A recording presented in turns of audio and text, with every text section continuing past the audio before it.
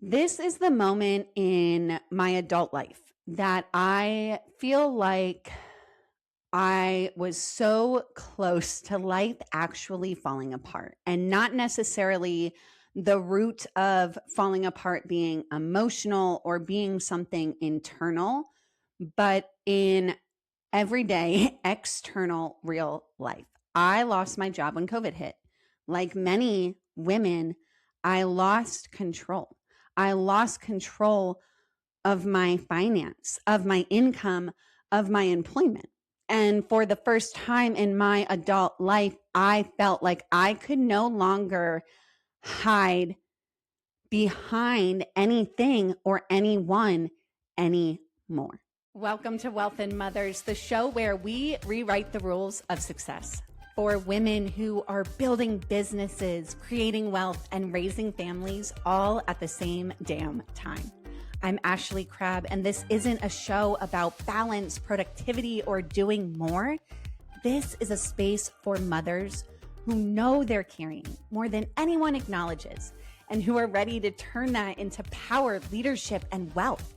Here we talk about what it actually looks like to create a movement inside the reality of motherhood.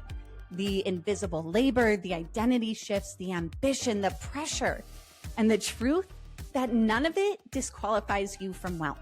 It qualifies you for it. Because mothers don't need to shrink to succeed, they need to be seen. Let's get into today's episode.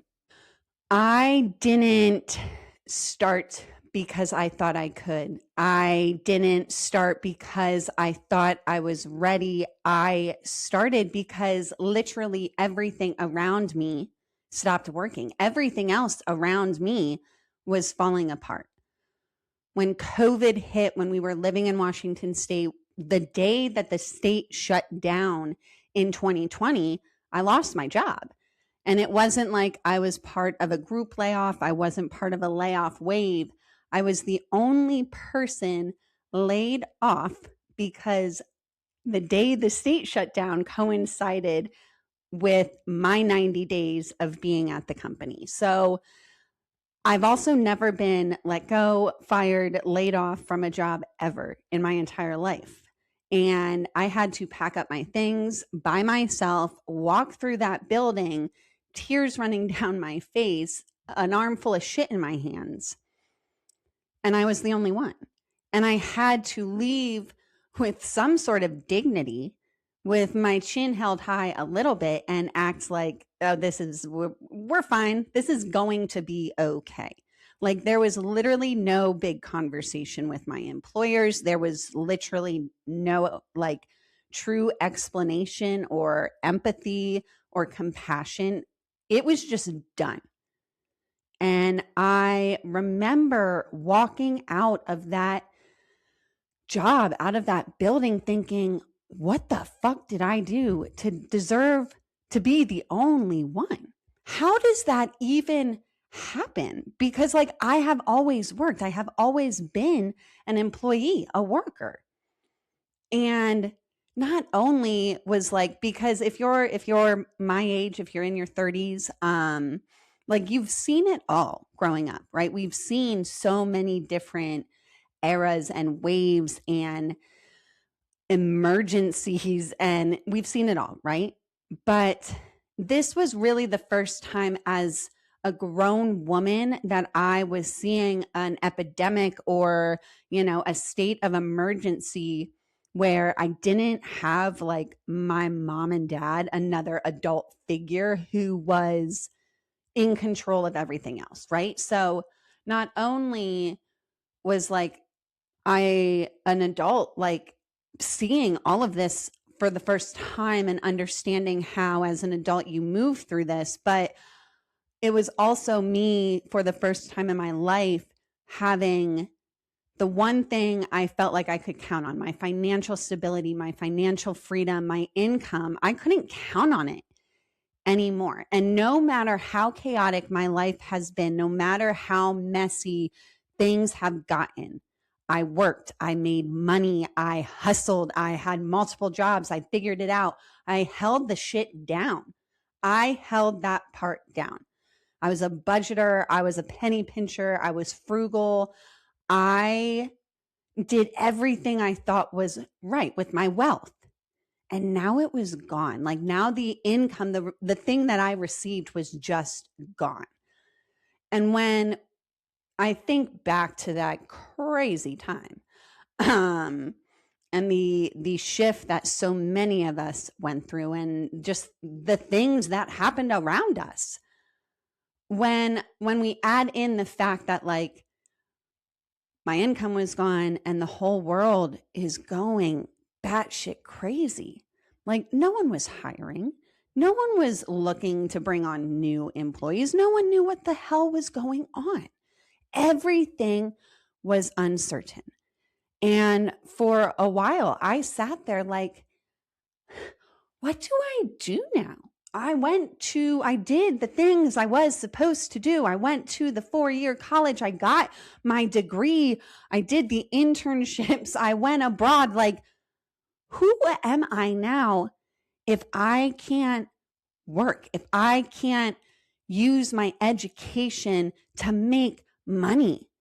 Who am I if, first of all, I was married at that time. Sky and I were together. So who am I to not be able to provide for the household? We didn't have the boys at the time, but who am I to not be able to provide for myself?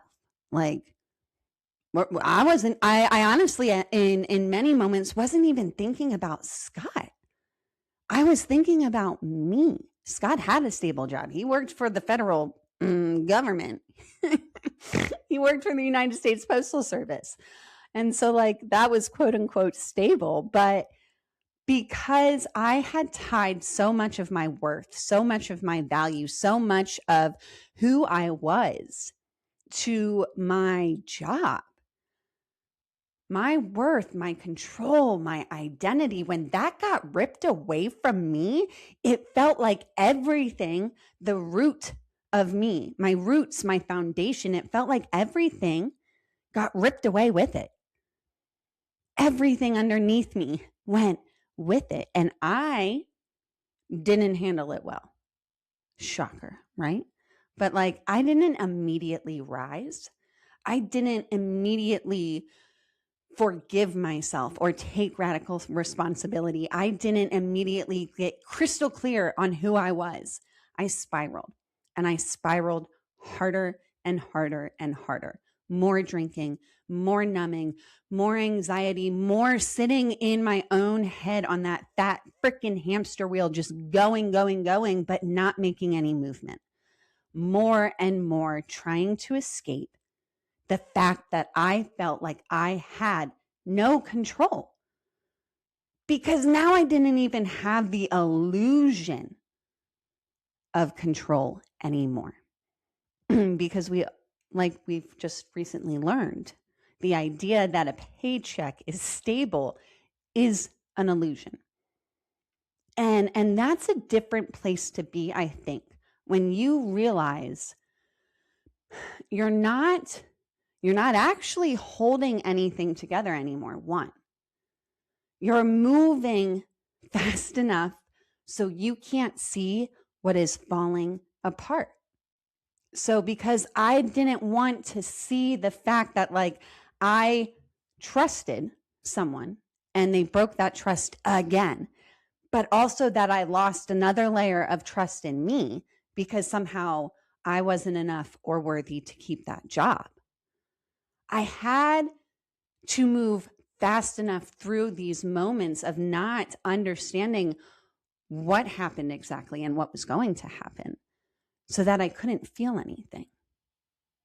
And now with the state shutting down, with the world shutting down, with everyone losing their minds, everything did slow down. I was forced to slow down. I was forced to wake up every morning and not just look at everything around me. I had to look at myself in the mirror. And I started to sit with that. I started to not skip over those parts. I started to realize that I was continuing to let it get worse before I was willing to make a decision to do something that would make it different. And somewhere in all of that chaos, not in some big, gigantic breakthrough moment, right? I had hit a point where I was like, this is not it. This cannot be it. This juice that I am trying to drink is not worth the squeeze, not in my life, not in my life anymore. It's not my path. This is not how it ends. I might not have a plan. In fact, I did not have any sort of plan. My only plan was drinking and doing drugs and trying to find some job that would hire me and pay me that wasn't McDonald's, right? I'm just being honest. But I didn't even become someone new. I just decided that I was ready to do something different. And in that moment, and I do remember this moment exactly. I was house sitting, dog sitting for friends of ours. And it was like, I realized that I was not going to flip burgers because I didn't want to. Period. I didn't want to. And I decided that I would rather dog sit. I would rather do yard work. I would rather paint. I would rather literally do anything in your home that you didn't want to do instead of working in fast food. And so while I was dog sitting for friends of ours, I made flyers. And I decided in that moment that I was going to be an entrepreneur. And recording this episode with you right now, I literally get this feeling of a feral little girl deciding she's going to start a lemonade stand, sell that lemonade for $25 a pop, hang signs all over the fence posts in the neighborhood, and she's going to make it work. And that's what I did. Not because I had it all figured out, but because I could. Because I thought, I can do this. She could do that, right? And so I started the Crab That Can. And I didn't fully understand in that moment at all what I was doing, what I was starting. I just knew, I just decided I needed somewhere for all of this energy to go that wasn't fucking self-destruction, that wasn't continuing the narrative and the generational cycles of what has always been done. I had so much self-destruction inside of me. That self-destruction was so intense. It was so fueled by raging fire and all of that chaos. And up until that point in my life, I had only used that fire to burn things to the ground, myself included. So in so many ways, this was a moment where I was experiencing so much as an adult, but for the first time in a really long time, I took my bright magnetic energy and light inside of me, and I pointed it where it was truly meant to be, into creating, into building, into figuring it out, into saying, oh, hey, here's some chaos. We're going to coordinate it, and we're not going to make you live in it anymore. And I had talked about the she-wolf tattoo last week, but like this was the time, that I started the Crowd That Can. I got the she-wolf tattoo. This was when I decided that I would not stay down, that you don't get to take me out like this, that I do not end here. I rise, even if I'm matted and messy, even if I don't know exactly what the hell I'm doing, even if I am still, 2 out of my 4 hamster legs are still on that hamster wheel, I'm still going to rise. That woman inside of me, the she-wolf inside of me, rose. And I needed all of that. I needed all of this turmoil, because while I was still in it, while I was still in the darkness of the anxiety and the drinking, I was willing to rise. I was pulling myself out. I wasn't fully stable. We'll acknowledge that. But now I had a foundation. Now I had something to stick my roots into because I was ready to build. And so, that truth, the truth that I didn't stop destroying right away. I was destroying and creating at the same time. I was living in the and. And what I can see now is that what I was actually destroying while I was creating, I was destroying the old narrative while I was creating the new one. And so while I detoxed myself and detached my roots from these dead things that were going to keep me bounded, sometimes that anxiety, sometimes that fear and that doubt got worse, but it was real. It was real, right? Because I was becoming the version of me that was always there. I was returning back to that feral, free little girl. But I can only say that now because then I didn't fully understand it. I didn't fully understand the eldest daughter, the breaking of the generational cycles, the fact that I was finally done being a martyr and a victim. I just knew that I decided I finally actually wanted it to be different, that I wanted to be different because I wanted to be the best, most loving, most naturally good version of me. And so I started making choices that didn't match the old narrative, that didn't match the cycles that I had been living, the cycles that I had been giving. And even if as I was creating and destroying and I slipped back into that old chapter a few times, when I look back now, I'm so fucking proud of myself.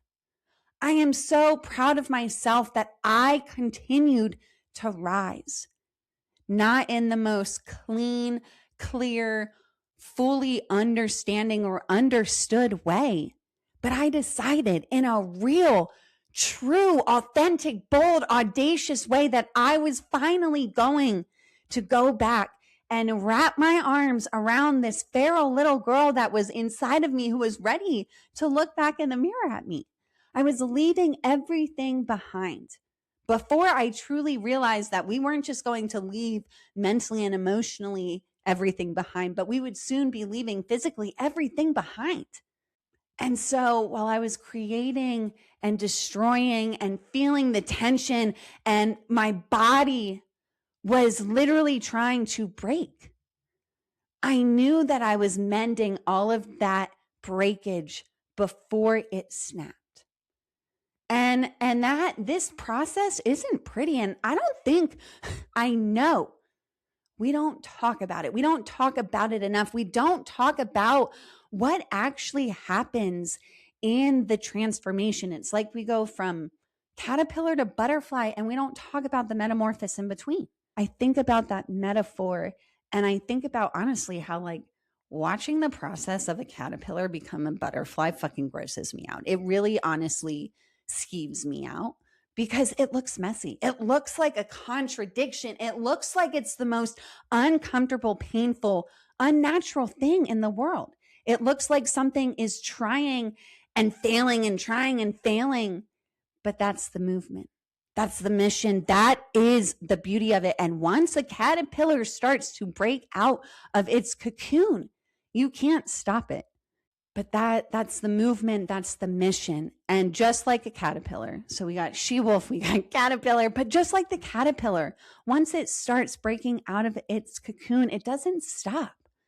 And so once I started, I could not stay where I was. Even if I tried to, even if I fell backwards sometimes, I was too committed, too determined in the shift to stop. And that shift, that rising, that metamorphosis is where everything truly begins. If this episode resonated with you, share it with another mother who is on a mission, who is building something real. This is how we change the conversation. by making sure women like us are seen, heard, and paid. And if you're ready to step into your next level of visibility, leadership, and wealth, make sure you're subscribed so you don't miss what's coming next. You can also connect with me on Instagram, TikTok, my newsletter, where I share daily thoughts and conversations around motherhood, identity, and wealth. I'll leave you with this. You are not behind, you are not too much, and you do not need to choose between your family and your success. You are the woman who gets to have it both. I'll see you in the next episode.